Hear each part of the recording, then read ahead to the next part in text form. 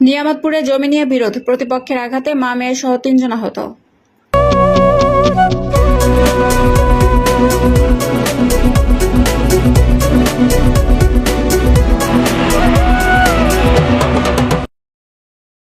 আসসালামু আলাইকুম। এডিপি বাংলা সংবাদে সবাইকে স্বাগত জানাচ্ছি। আমি সোমা আহমেদ। বিশেষ প্রতিনিধি তোফাজ্জল হোসেনের পাঠানো তথ্যচিত্রে দেখুন বিস্তারিত। নওগাঁ নিয়ামতপুরে জমি সংক্রান্ত বিরোধের জেরে প্রতিপক্ষের হামলায় মা মেয়ে সহ 3 জন আহত হয়েছেন। আজ 8 জুন রবিবার সকালে উপজেলার সদর ইউনিয়নের বাদ নেহেন্দা গ্রামে এ ঘটনা ঘটে। এ বিষয়ে থানায় লিখিত অভিযোগ দায়ের করা হয়েছে।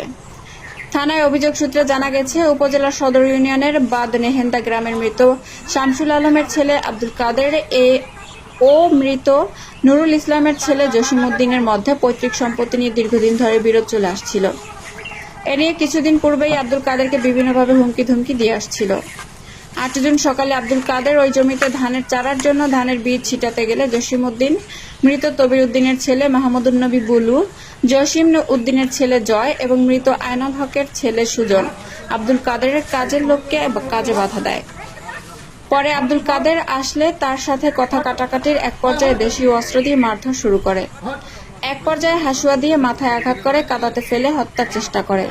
দূর থেকে দেখে আব্দুল কাদেরের মা দেলোয়ারা ও বোন সুমি এগিয়ে আসলে তাদেরকেও মারধর শুরু করে, গুরুতর জখম করে। তারা কোনো রকমে প্রাণ নিয়ে পালিয়ে আসে। আব্দুল কাদেরকে নিয়ামতপুর উপজেলা স্বাস্থ্য কমপ্লেক্সে ভর্তি করা হয় এবং মা দেলোয়ারা ও বোন সুমিকে প্রাথমিক চিকিৎসা প্রদান করা হয়। আব্দুল কাদের জানান, 8 জুন রবিবার সকালে নিয়ে আমার সম্পত্তিতে বীজতলা তৈরি করার জন্য ধানের বীজ ছিটাতে যায়। এ সময় জসিম উদ্দিন, জয় ও সুজন আমার হাসুয়া দিয়ে মাথায় আঘাত করলে আমি জমির কাদার মধ্যে পড়ে যাই।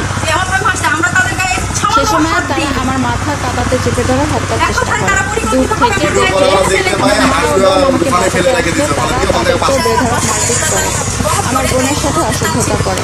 সুমি আক্তার বলেন, আমি আমার ভাইকে বাঁচাতে গেলে জয়, সুজন, মাহমুদুন নবী ও জসিম উদ্দিন আমার মাকে বেধড়ক মারপিট শুরু করে। আমার ওড়না কেড়ে নিয়ে আমাকে শ্লীলতাহানির চেষ্টা করে। আমরা কোনো রকমে প্রাণ নিয়ে পালিয়ে এসেছি।